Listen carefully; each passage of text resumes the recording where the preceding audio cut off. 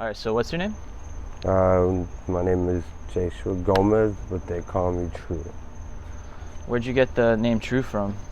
I got it at the Pink House by my homeboy Under. Is there a story behind that? Yeah. When I had showed up to the Pink House, that was the first, place I was like, that was the first time I've ever been at a trap or a place as such, and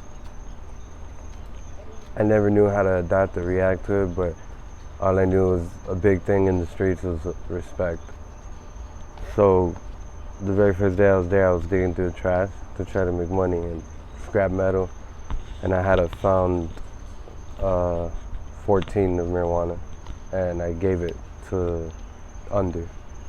And it was a very big thing because I was considered a crackhead, junkie, whatever you like to call it, an addict, and I did such things.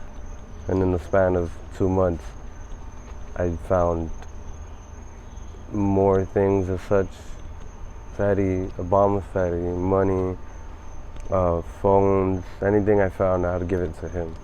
And then one day, Unknown got out of jail, and we started cleaning more. And he goes to Under, and he tells him, look, this is Chico. And then they were trying to figure out my name, and Under was like, that's the truth. So shortened is True, but originally it's the truth. So the Pink House is in Overtown. Yeah. For those that don't know, it was a well-known trap house of the area, right? Yes, for a while. How did you even end up in the Overtown area? I was been homeless for 2.5 years now. At that time, it was the beginning stage. And the way that I found it was my mom was giving me an opportunity. And so I was sleeping on the couch, and it was 2 in the morning. And I couldn't be there because I didn't want to get too comfortable. So I got up, I left the house at like 2 in the morning. I hit my homeboy Julius up, and I'm walking in Overtown, and I found like a double meth on the floor. And I tell him about it. He's like, look, we go to the Pink House. And we end up going to the Pink House, and automatically I was like, this is the dopest place that I've ever been. And that's the first time I ever been there, or seen it, or heard about it. So you were already using drugs at this point? Very much so, yes. So let's go back to the beginning. If you're open to talking about your childhood, where are you from, and what was your childhood like? I wouldn't say like others say, I didn't have a childhood. I had one, but it wasn't as great as others would be. Mine was filled with a lot of negativity, abuse, trauma, fighting, and neglect. So, and I'm from Miami, Florida. But when I think back to my childhood, I just think about how it impacted my lifestyle now, and how it impacted me now. But I could say that it was really rough. It was hard. The biggest type of things was I was touched when I was younger by one of my mom's son's friends, and I didn't know it was wrong. I didn't know it was I thought it was normal. So your brother's friend? Basically, yeah. Like a stepbrother? I'll say it that way, yeah, my brother's friend. And I remember it being so normal because my brother was doing the same thing, but to his sister, his friend's sister. And in a very early age, that was like, it was shown in front of me, like sex or all that type of stuff was always around me. Like, I would wake up to my mom, because we slept in the same room, being, doing their thing in the room. They were aggressively hugging. And I wake up to that, and then have to get ready for school. My mom and my brother's sister really didn't notice me. I was the last born, so I would treated like shit. I was bullied. I was always getting made fun of. All the blame would go on me, so I would get hit for it. And the way my mother was, she really tried to teach you a lesson. Like, I have whip marks on my back. I remember I tried taking my life at I was in 2nd grade, and instead of comforting me or talking to me about it, she whooped me with the other side of the belt and then sent me to school to watch a movie because they were doing like a movie night thing. And I remember it was the Snow Dog movie. And until the end, I was able to enjoy it and smile. I've seen my mother get beaten into like a pool of blood multiple times, and it was very hard for me to deal with it because I was too small to do anything. And that's why I love my mother over my father. When it comes to having stuff and toys and all that, I could say that it was more of a focus from my mother to the way that we were dressed. Because if we were dressed nice, had nice shoes and looked good, nobody would know that, all right, we're living in a, what is it called? When there's no rooms or nothing, a studio. And that we really have food and we're struggling. So in her eyes, us being dressed nice and sheltering us would make everyone think that we're living a good life and we're good kids and we're doing great things, and she actually has money. When in reality, I was making my toys out of stuff I found on the floor. Or like Toy Story, I made a spoon before as my toy. But growing up, I was sheltered, so I didn't really, it was very hard for me to socialize. So I didn't know how to talk to girls. I didn't know how to make friends. I didn't know how to do anything really. I didn't even start playing basketball till I was 17. I didn't do anything when I was young, actually. Just played a lot of video games. I'm 23. 23? Yeah. Okay.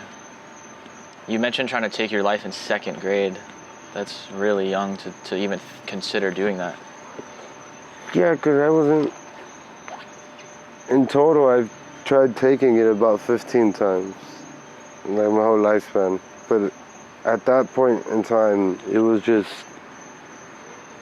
like, I asked my mother how I was conceived, and she tells me that when she went to the hospital, she had to have me because it was too late. Like, she couldn't abort me. So, for me, young, I already knew there was no such thing as Santa Claus. There was no joy. There was no enjoyment. I couldn't do anything fun. Like, I made a friend with a pet rat in the house, and of course, you know, they don't want rats in the house, so they took that from me. I felt as if I wasn't noticed, I wasn't looked at. I was only taken care of, given food, given clothes, and that's about it. No guidance, nothing to, like, no fun, nothing to motivate me to do good in school, and just a whole bunch of neglect, really. Like, Did you go to high school? I made it to the 9th grade. And then you dropped out? Yeah, because I was placed in EBD in 5th grade, and when you're in that's emotional behavior disorder. From 5th grade, that's all I was learning, 5th grade, 4th grade level stuff until I went to 9th. So I noticed how difficult math, reading, and science really is, and was too embarrassed to try to actually learn those things when I thought I was smart, and in reality I was just learning lower grade level things, you know? Yeah, and that's not really a reflection on your intelligence. It's just you weren't really taught those things, you know? Yeah. So school, I never, like prom and all that stuff, like never experienced. I was never able to get the normal, there's a word for it, but I never experienced what another child would. Like mom and dad in the same house, this and that. or when you go to school, you go to prom, you get a girlfriend, you have friends, you're popular or you're not popular. What I got was the complete opposite, was going to school and being confined into one room, and that classroom has a bathroom, and you have 3 teachers, and you're just pushed away from all the other students, like if you're a mutant or if you're Did the teachers try to help you? Yeah, most definitely, man. Mr. Harvey, Miss Mobley, Miss Cherry, Miss Williams, they were people to me. They treated us like humans. Mr. Green, Mr. Ashley. I could remember them because they're very impactful. I remember blowing up and Mr. Ashley grabs me, and in that class they could throw you to the floor, they put their hands on you, but then he grabs me, puts me to the wall, and he's holding me, he's hugging me. And he's just like, when I read your paper and saw the things that you did, I thought I was gonna have to be slamming you. I thought I was gonna have to put my hands on you, but you're a very smart kid. You're very intelligent. You shouldn't even be in this classroom. And I remember, now I see it as like I slapped away the helping hand. I was slapping the spoon when they were just trying to feed me. I was burning bridges to end up under a bridge. I didn't notice that could have been very impactful, or like skyrocket me into a better place. But they did an amazing job. They were doing great. What school was that?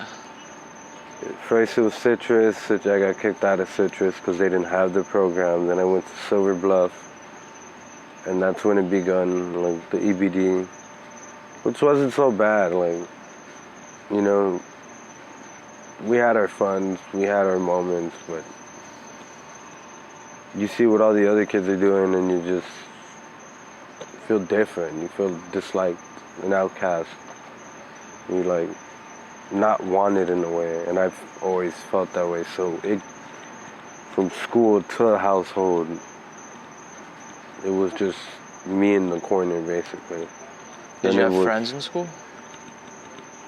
I would not necessarily say friends. I mean, I associated with them and we hung out, we talked, we played, or did what you do in a classroom. But when I went home, there was not one of those people in that classroom I could contact or hit up or just be like, you want to go to the party, you want to play on the PS4? Not really any of that. My friends were online through the PS4, you know what I mean? Video games and stuff. Until I got to JDD, I guess I started gaining relationships outside of the household. Like Mario, Lazaro, Darwin, Lewis.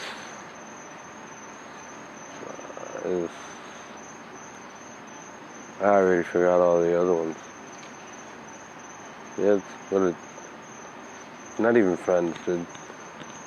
As I say, in 5 years we're gonna be doing this and this. In 5 years, you guys aren't even gonna know each other. So that's how it is at this moment. Did you ever witness any drug use in your childhood, in the household or anything? Not hardcore. My father was very good at hiding it. I always thought he was just a drunk, and my mother was a drunk too. She was an alcoholic. Mostly what it was a whole bunch of partying on school days and like a bunch of drinking and then hangovers, fighting.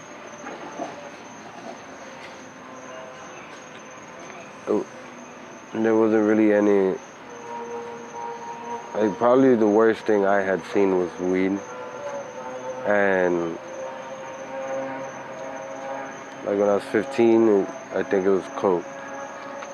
And around that time, it was like when it started opening up. My cousin, he was doing coke and never let me do it, but he ended up letting me do acid, and then I got stuck to that for a bit. And what was your first acid trip like? And you said you were 15 at the time? Yeah, 15, 16. It was amazing, man. It was great. It was out of this world. I remember I was just laughing so hard that the back of my head would hurt. We went to the park. and the whole world was just very different. It looked amazing, and I remember going to sleep and waking up, and it was how I wish it always was. Like the visuals and the feeling that I got was just out of this world. So is that how your drug use started at that time? Not hardcore, not heavy. It was just continue weed and acid and Xanax as well. But that ain't my drug of choice. Like Xanax, I'm taking it just to wake up the next day not knowing what the hell happened. So what's your drug of choice now? At this very moment, it's Molly. Just that? Yeah, it's the only thing I'm really stuck to. It's the only thing I can't let go. As far as what drugs I'm doing, it's as sad as it sounds, whatever I could get my hands on. I mean, I prefer mop because they give you a lot for the cost of very little. But I've done crack, I've done that. I've been doing boy, I've been doing hard, I've been doing Molly at the same time. I stopped drinking, I stopped smoking weed. I've tried every drug in the book, basically. There's not a drug I haven't done. Crystal, ice I've been doing as well. But Molly was my drug of choice. It just sucks, because I know my potential, I know who I am. I know where I could be in this world, where I could be in life.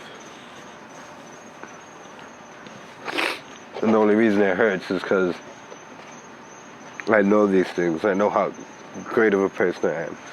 I know that I could do amazing things. I could help the world, and I could have my voice get out there. And instead, I allow my depressions and the negative things that happened to me in the past tear me down or bring me down. I'm not able to fight through it or get through it because I have nobody there. But yeah, it just hurts because I never thought I'd be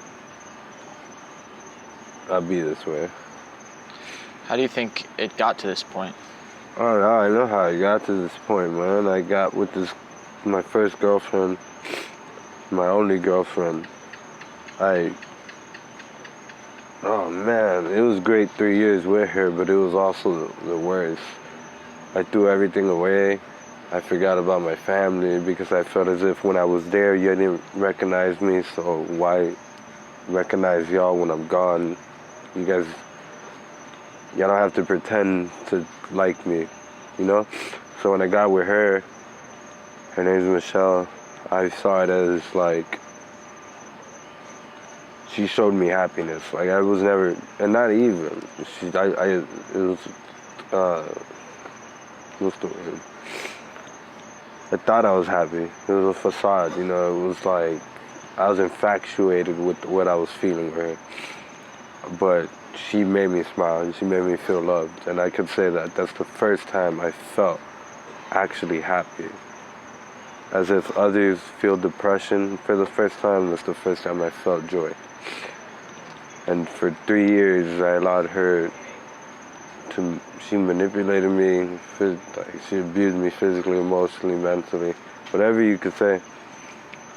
And I threw everything away. I stopped drawing, I stopped playing basketball, I stopped playing competitively gaming, basically stopped fighting. I didn't care about nothing but her. And not that she's a bad person, I guess I had my own issues, and since she was the first person that actually loved me, I in a way took advantage of it by always breaking down and actually releasing my emotions instead of suppressing them and just balling it up. So she got the weak side of me, but also in that moment I was the best I could be.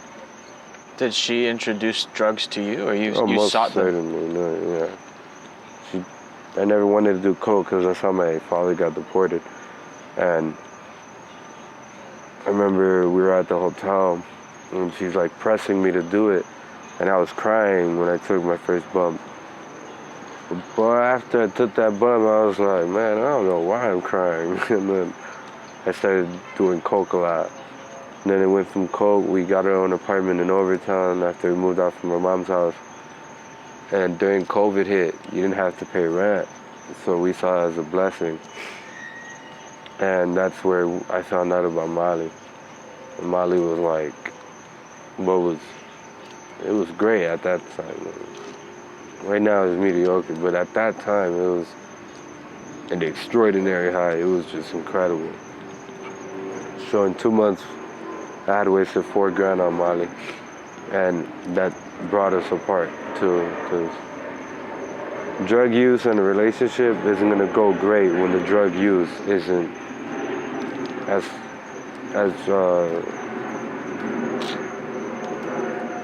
there available as your significant other is. It comes to a point where you need the drug in order to be with your significant other and enjoy your time together. After I lost her, we broke up, and that's when I started being homeless. She moved in with her parents, and I stayed in the house that we got evicted from because I had tried offing myself. And then they put me in a mental institute, or mental hospital, or whatchamacallit, in crisis. And then... At Jackson? Yeah. When I was in there at that moment, I had saved up $10,000 because I wanted to get us a car. And she used that money for BBL. So when I get out, I have to take care of her. And I had to take care of her for a month. And, you know, we started getting the notice and all that, so... Yeah, we got evicted, and then she recovers completely, and she goes to the club and finds a new guy. She cheats on me, and she's coming home and all that, drunk, barred up, and all this stuff, and I'm finding stuff on her phone, and that just destroyed me because I wanted her to be my first and my last. I saw her as my wife, and I couldn't see that, like... The red flags. I saw all of them, and I just allowed it. And man, it just destroyed me, bro. I didn't know who I was. And then I started doing Molly very excessively. I was smoking like 10 grams a day. And when I was hungry, I would pop it, I'll put it in capsules, and I'll eat it. When I was rolling up, I would snort some while I was rolling. I'll hit a bowl once the blunt was about to be done. And yeah, man, my love became Molly, and I weighed like 110 pounds. She had got me, she had stolen more of my money because I was getting compensation checks, and I didn't find out that I was getting them until my lawyer from this lawsuit I have or had or whatnot. It was Burger King. She had stolen 19 of the checks, and I found out when the last 2 checks were coming in. So I wanted the last one. She told me to meet her outside of JDD, San Diego, and I knew I was gonna get jumped. Like I felt it, but I'm very hard-headed. She set you up? She set me up, yeah. She recorded it and posted it on my Facebook. Yeah, so it's a video of me at weighing 110 pounds, and I'm getting my ass dog walked by her side nigga and their 2 friends. And she's over there recording and talking smack, but when I looked up at her and I looked dead into the camera, and I remember when they were done, I was happy. It was weight off my shoulders. I was happy, I don't know. It made me Like I was, wow, my wife is recording me getting my ass beat, jumped. And I've been jumped multiple times, like in JDD and in Boogie T, like. So it kind of allowed you to let her go in a way? Yeah, it opened up my eyes, like, nobody's gonna love you. No one's gonna love you more than you and God. So I was just, in that point I had an understanding that I don't need anything, I don't need nobody, and I don't need no one but me to enjoy things and to figure out what I enjoy and be able to enjoy new things, you know? So I started listening to music a lot more, started getting into cars, like why people actually enjoy that. I started dressing better. I started loving myself. That's the point I started loving myself to the fullest. And that's when I truly found happiness. So what's the story behind the lawsuit? I was working at Burger King, and this was around the time we were getting evicted. I was trying to get us back on our feet, but I had secretly already started doing Molly because I knew she was already cheating on me. And while I was working there,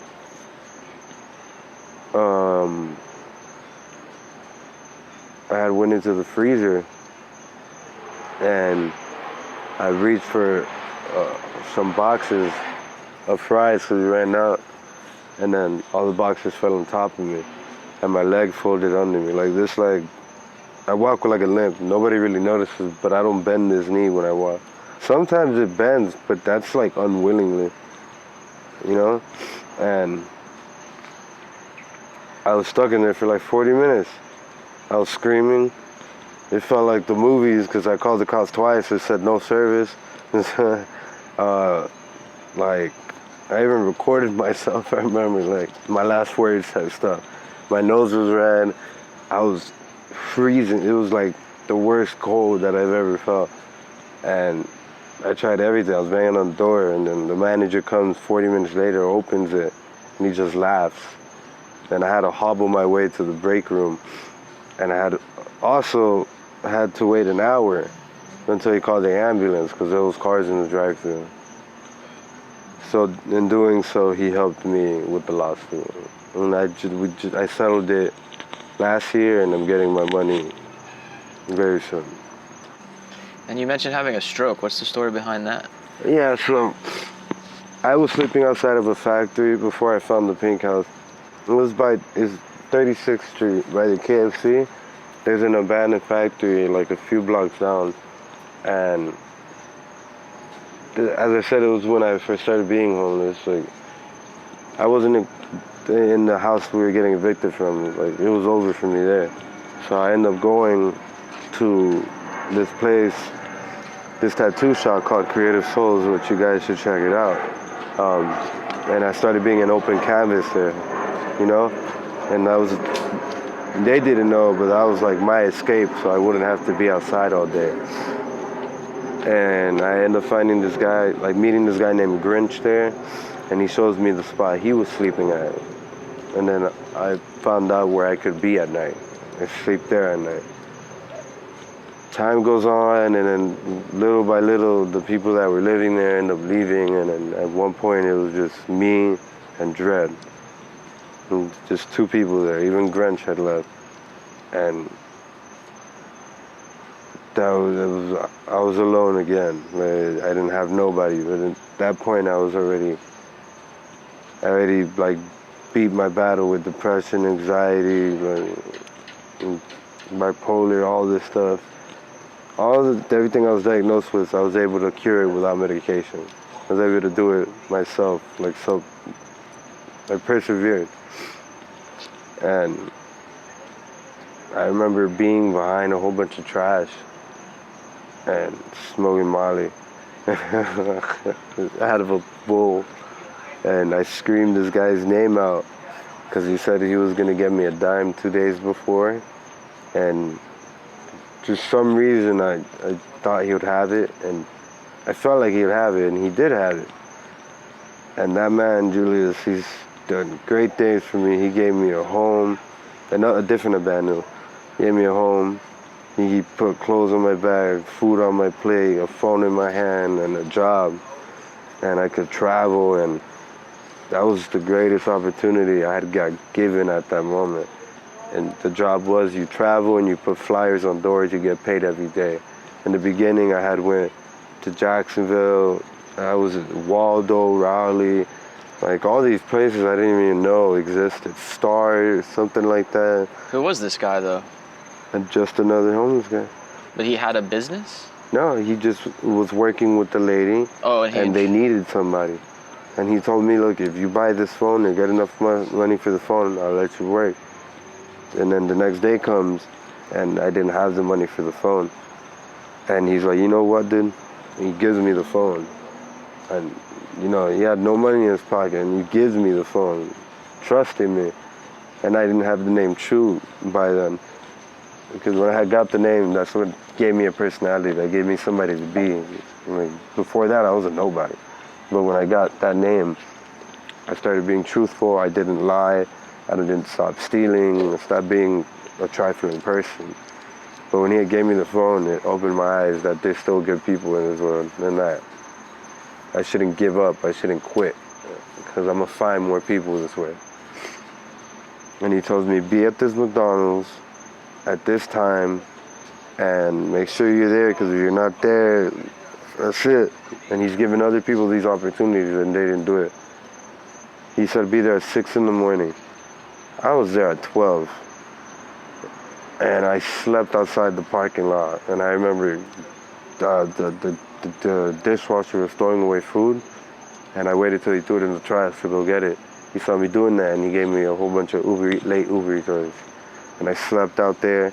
I waited for him, and I thought I was at the wrong McDonald's. And whatever, for hours I was out there. And then at like 7, I decided to go to the bathroom and to do something private, you know. And then someone walked in talking shit under their breath. And then I walk out of the bathroom and it's him. And he's like, dude, I thought you sold out and whatever. I love this guy, bro. It sucks that we fell off. But yeah, and then that's where it all started. I had a job. I was making 90 a day. I was off the streets. When we got back, he has an abando, and I didn't have to sleep outside no more. He had a bed. It was the greatest shit. And I wasn't alone. I had somebody to be with, like somebody by my side 24/7. And dude, it was amazing. It made this situation not so bad. And I didn't have to do all these other drugs so I could feel, you know, happy, feel good about myself. I had someone to talk to, someone that enjoyed my company and all that shit. So, whatever, there was one point we go to, there was another job, we went to Cincinnati, we went to Ohio, Maryland, Michigan, and Georgia, and the driver of the job, was just talking down on me, and Julius was backing me up, but he had to choose the job over me, because it was his only way of making money, and I couldn't handle somebody treating me so bad, and like, ruining my trip, dude. Like, I'm over here seeing the world, and you're getting mad, because I'm taking photos in the snow. I want to make, like, a fucking snowman. I just want to do these things, and I'm getting made fun of it for it.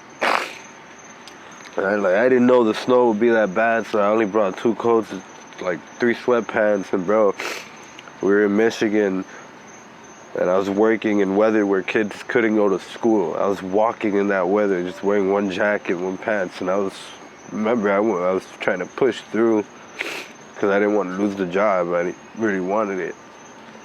I had a seizure, and they stole my wallet, they stole my phone while I was on the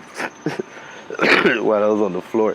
Who stole it? I don't know. Just some random people there? I guess whoever called the ambulance.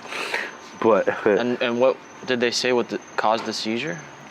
They said something about my heart, that when I go to Miami, I should go to my personal doctor and talk about getting a pacemaker. They don't know why I had it, but they know that that it's serious that I look into that. And then we go to Ohio next, and then I'm going in the store, and I got dizzy, started spinning around, and then I wake up and I'm on the floor and I touch the back of my head and it's like filled with blood. And then I start freaking the fuck out. I just remember like spazzing out, man. I was, whoa. And when I go to the hospital to get my staples, and my homeboy Julius told me that they were gonna leave me there because we had to go to Michigan already. We were on our way to Michigan, actually, from Ohio. We had to finish the job in Ohio. We get to Michigan and wanted to take the staples out. Like, needed to been take it out, like 3 days before, but nobody wanted to take me, and the walk was like 4 hours. So finally we're leaving Michigan, and I'm already feeling, it was such an odd feeling, dude. Like, the seizures, like, I had 2, but I felt really odd, dude. Then we go and I take the staple. I'm at the hospital because it's on our way to coming back to Miami. And I remember getting them taken out and texting my homeboy, but he was sleeping, Julius. I guess he was sleeping. I don't know why he wasn't texting back.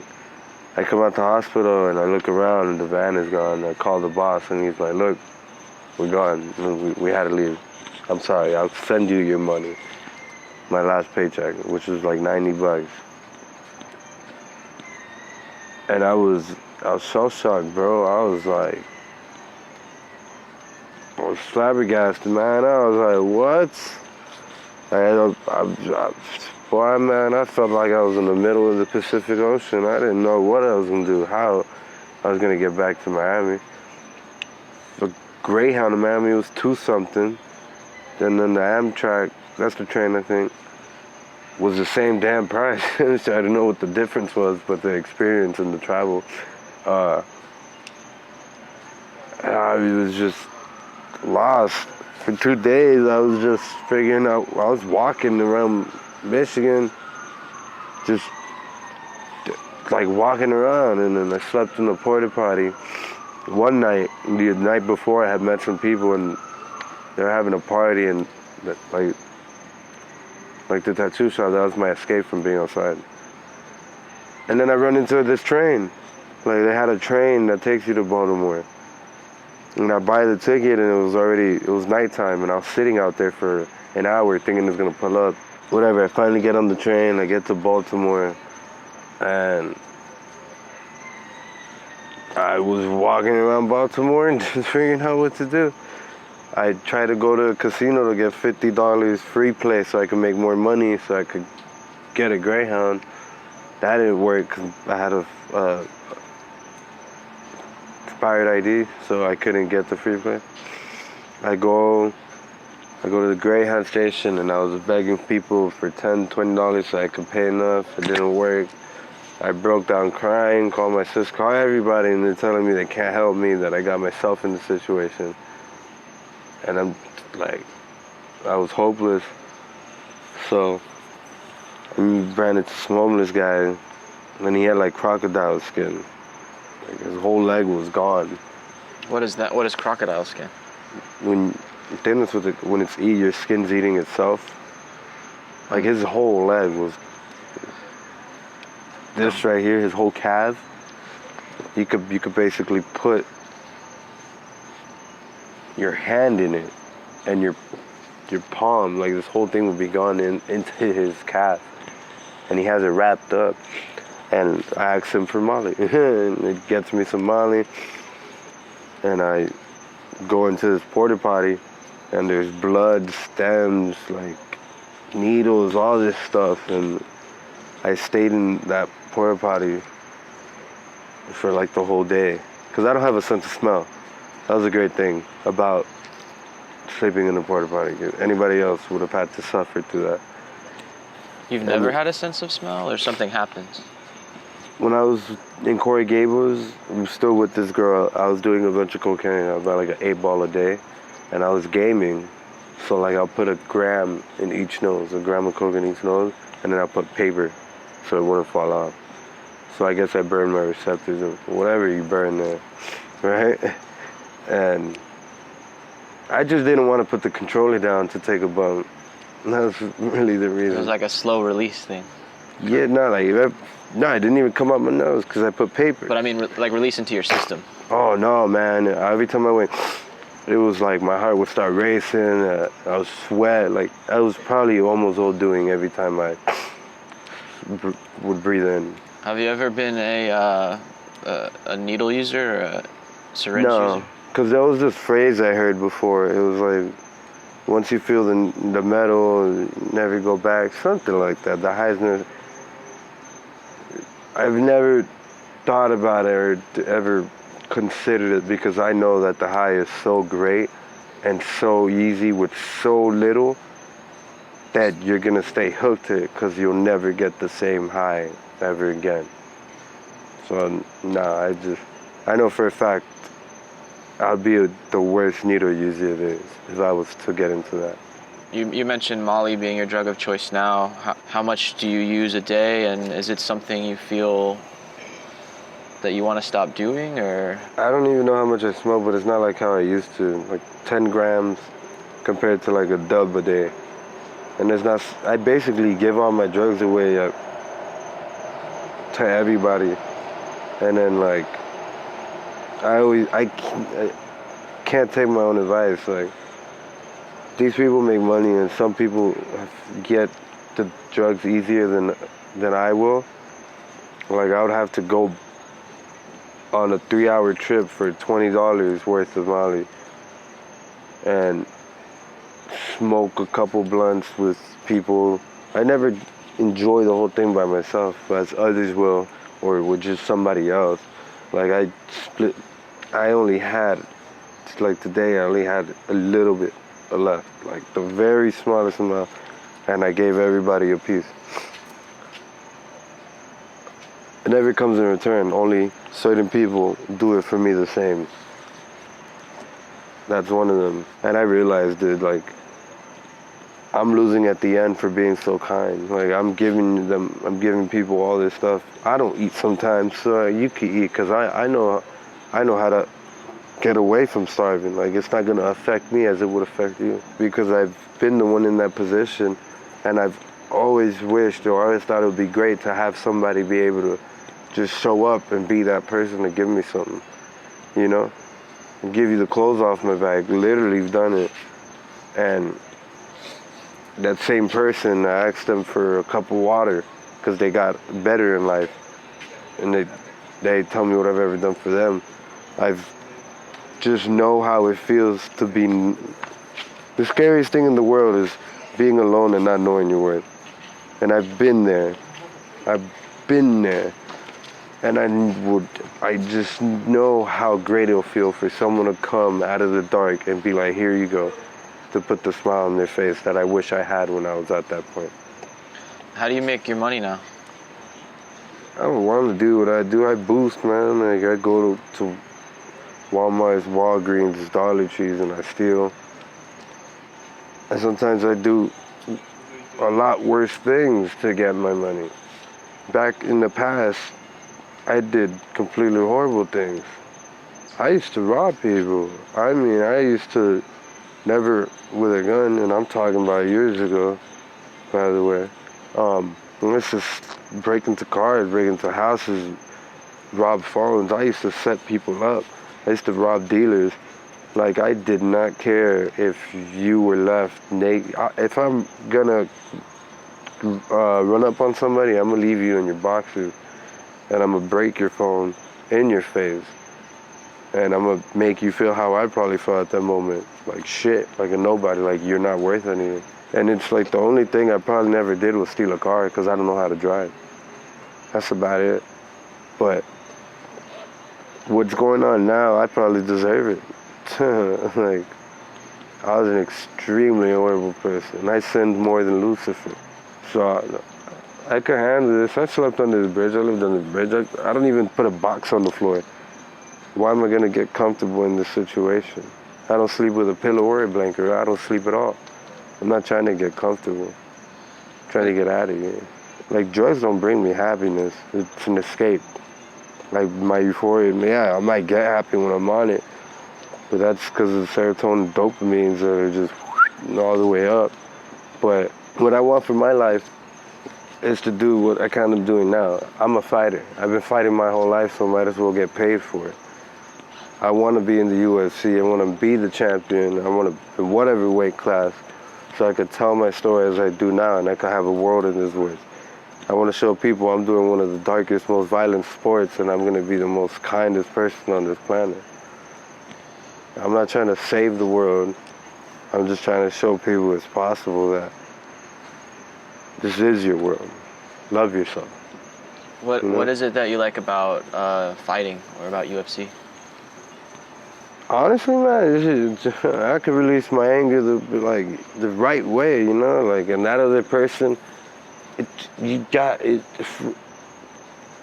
when competitive fighting, or however you say it, that's boxing, UFC, mixed martial arts, you gotta be a fighter. You gotta pull through. You gotta, like, be able to get there and do your things you don't want to do, but still do it. You know what I mean? That shows a real man. That shows a person who's gonna persevere and get through it. And if I'm the champion, that shows I could get through it all. And I'm the best at doing that. There's nothing that could bring me down. There's no obstacle in my way. There's nothing that could bring me down but myself. So if I could just get out of my own head, that's dangerous for everybody, because the self-doubt and all the shit I tell myself. In this world, before I go, I just want people to be happy, dog. Like, just be happy, just smile. Because what you're going through ain't as worse as the next person's going through. Everybody struggles different. That man, that kid who's picking the wheat off of his yard at the mansion, he's struggling. The same way that man who's eating food, who has to go up a bridge and he only got one leg in a wheelchair and he has to push up there to get a meal a day, he's struggling too. Don't compare your struggles to others. Don't compare what someone else has and what you don't have define you. Be you and love yourself. Fuck everybody else. What do you think the first step is for you to go in the direction you want to with your life? Quit drugs. Honestly, if I could just get that one opportunity, like a 9 to 5, man. I've been trying to get a job, bro. I've been, like... So you're saying if someone gave you a job opportunity, you'd be willing to let go of all the drug use and all that? I'd quit anything that they need, man. Fuck Molly. Fuck dope. Fuck the streets. Fuck all the money in the world that comes easy by selling these things. I care less about that. I want my life back, bro. And I wanna get to the fighting thing again. I wanna do what I love. I wouldn't, and there was drugs in there. And that was the biggest step I've ever took. I actually allowed myself to go into rehab willingly, and I did it. I went there, you know? I step in, I'm putting my stuff away, and then a gentleman there tells me to go in the bathroom to put my stuff away, and he pulls out a 3-5 of Molly, the drug of choice.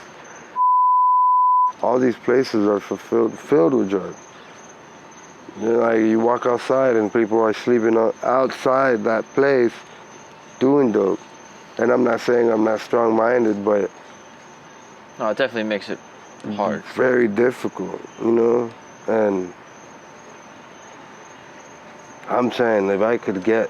I don't even need the living thing. I just need a job, bro. I just need a 9 to 5. You also need stability. I have stability. Food, I get food. I could get food. And a fast food restaurant, they're gonna throw away their food at one point. I get food from there. I don't need to eat all crazy and then...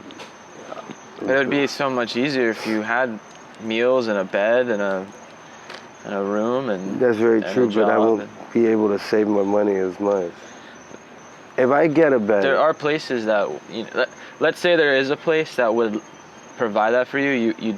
Would you? Hell yeah, you know, if it's a nice place where the workers and the employees or whoever is maintaining that establishment Yeah, I'll do it, man. I've been in crisis, and I've been thinking about going back there just for a bed and a shower and a meal. And because the nurses there actually treat me like a human. That's one of my main things. I am the kindest person, but if I say, hello, great morning to you, and you just walk by me, you're gonna hear me say a lot of trash talk, like, all right, motherfucker, like, whatever, dude, and that's why you ain't shit. Like, I'll be very mean, because what you just did to me is completely, like, ignore me. Like, I'm a human being. I'm talking to you, I say something, give you all the respect in the world, and you decide to give me attitude or talk to me like I'm nothing. I'll make you feel how that makes me feel. I think there are options out there, man. I can look into that for you. If you could, that'd be great. Because that's all and this right here made my freaking year, and the year's not over. But this is the greatest thing that's happened in the longest time. Are you in touch with your family? Yeah, but the only reason they're getting closer to me is due to the fact that my loss of money is getting closer as well. They haven't been in touch with me until this moment, which is heartbreaking. My sister lives 4 blocks away from here, man. I can't even go there to shower every day.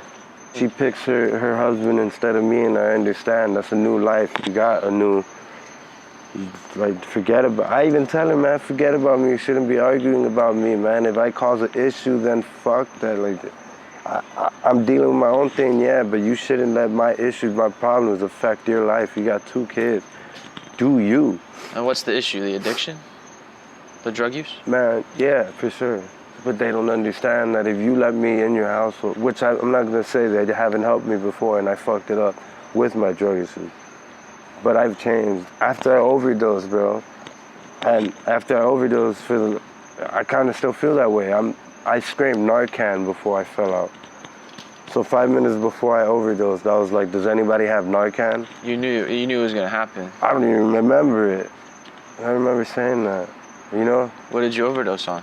Fentanyl. That was crazy is that when I woke up the next day, I'm just like, why did I say Narcan? Why did they save me? Like, I wasn't trying to die, but I finally found peace. I was at peace. I don't remember it was all dark for that time being, and then all of a sudden I'm seeing people.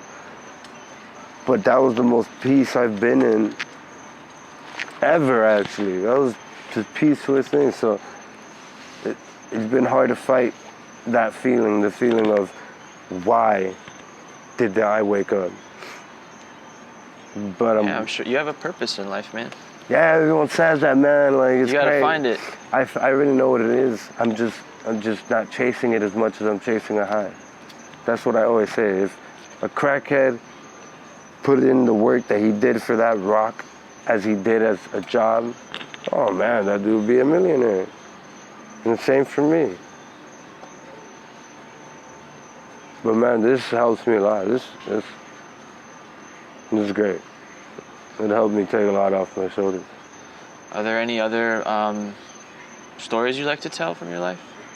I mean, the amount of things I've seen, like, honestly, I've been at the Pink House. I swear, after the Pink House, I was jumping around the Pink House. I've seen people shoot up in their neck. I've seen people, like, you know, overdose and, like, not make it out that situation. I've seen, like, people get robbed, get taken advantage of, not in a sexual manner, but as in, like, I'm your best friend, you fall asleep, and I take everything from you, and when you wake up, I deny you anything. I had got 12 grand at the Pink House, and that shit was gone in 3 days. How did you get 12 grand? The lawsuit. Oh. That's what they gave me to get by until I got the rest of the money. It was a check they gave you? Yeah. And someone stole the check? No, I cashed it, and I had it all in cash.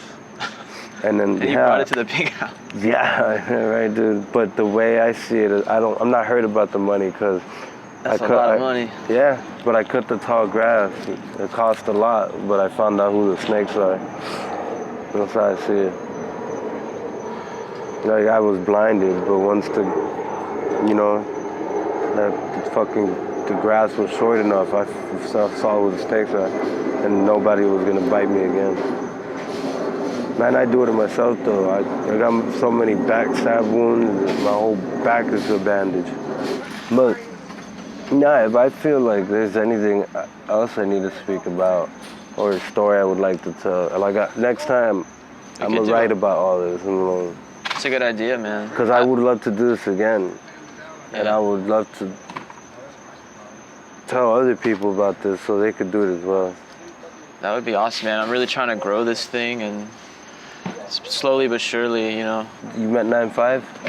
No. Oh, 9-5 you'd love his story, man. Yeah? His story is amazing, bro. Yeah, maybe you could introduce us sometime. I will, but he's a very difficult person to deal with.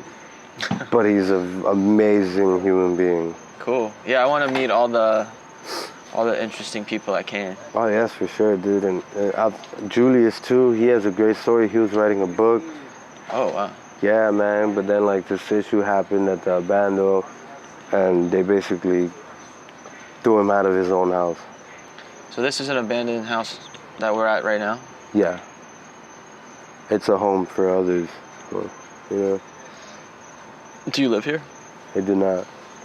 I don't own anything. I don't have no belongings, no clothes. My clothes comes from what I find. Believe it or not, you find a lot of clothes in the street. I'd be walking, find a whole bag of clothes, or from the clothes they give me. And just pants I got from behind Roy's couch.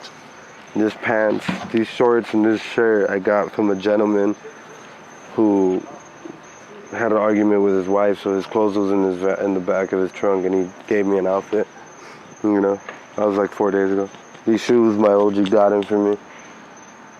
I like those. The Vans. The Converse. Converse, my bad. Yeah. They were brand new a couple weeks ago. They look better beat up. Yeah, right. The shoelace thing, I tied them too tight, and I was really angry, and you know Vans are hard to take off, so I just cut the shoelace off. What do you think you're mostly angry about?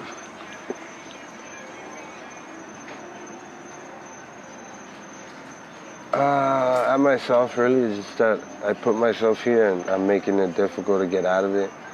But it's not difficult to get out the situation. I'm allowing it to be difficult. But I'm just mad at myself, man. Like, damn, I had it all, bro. Like, I was able to buy a $1,500 dog. I was able to buy my own food, no food stamps. I was shopping at Milam's, like stuff like that. Like as I said before, I know my potential, and I know the things I could do. And there's days I sit here, and I'm just like, I don't need a phone. I prefer not having one. But I just think to myself, like, wow, dude, when you're gonna stop pitying yourself and actually do something for yourself? I would definitely put a lot of your decisions in your life on what you went through as a child. Most certainly. That's why my anger issues were so like profound. Is that's the right word? I'm trying to use the right word. But it was such a big thing for me not to get angry, because when I was younger, I saw a lot of awful things happen to a lot of people that I loved, and I was being picked on. But since being so small and so young and so weak and fragile, I wasn't able to defend myself or say as I wanted to say or do as I wanted to do. So in that way, I had a lot of anger when I was younger, but no way to express it the way that I preferred or wanted to at the moment. So dealing with my emotions was very difficult. And as I got older, it became something uncontrollable. Like, I was bigger now, and I'm tougher, and I believe in myself. So man, if you want to call me ugly, then just be ready to fight. If you want to stare at me for longer than 5 seconds, you better be ready to fight. I was off the walls, so yeah, due to my childhood. But that's also something that people have to understand. The traumas you went through was the cards that God dealt you with. he gave you those cards and that path because he knew if it was anyone else, they wouldn't have been able to get through it. He blessed you with those shoes because nobody else would fit in it. So I see it as I could barely fit in my own shoes. Imagine you or anybody else, they wouldn't be able to get through the things that I've been through or went through. So you believe in God? I'm higher power. I say God because that's what everyone uses to say as a higher power, a God, you know? What are the stories behind your tattoos? I really got none, man. This one was when I was a Creative Souls, and a gentleman wanted to try it. I tried to tattoo it, but he was nervous, and I told him, you could do it on me, because if you mess up, it's like Van Gogh's mistake. You know, this tattoo, my brother did it to cover up all the cuts I had on my arm. This one, when I was with my ex, we had went to a tattoo shop and they had a vending machine, like it was a gumball one. You put a quarter in and it gave 2 tattoos. Yeah, I have one on my thigh to cover up more cuts, and the one right here, it's a cover up of her name, which was very idiotic. It said Michelle. And I put an owl, so when people be like, what is that? I'm like, an owl. If they see the name, I'd be like, who? But yeah, man. Oh, and then this one, because after the stroke, I fucking figured out how to do a lot of things. Reptar? I did this one myself. Oh, really? Yeah. So you got some talent, man. I'm a jack of all trades and a master of some. Do you think we touched on everything? Very much so. Yeah? Yeah. And I hope you got a good insight on I think so, how man. I got here or I appreciate you, being open with me and telling me your story. very much, man. I appreciate you allowing me to do this. I was happy when Vicky was like, he's the one that does anything. Yeah. I was just like, no way. I was very nervous to text you because I thought Had you heard about them before? She's told me about hers. Oh, okay. And then I've seen you before, but I didn't know it was that. Like, you were that guy. Really? Yeah. I've never seen you before. Yeah, I'm very in the dark. Yeah. Well, yeah, man. We'll stay in touch, and I am gonna look up like some possible places you can. Oh, yeah, I appreciate that, baby. But yeah, man. I appreciate you talking to me. I appreciate the talk, man.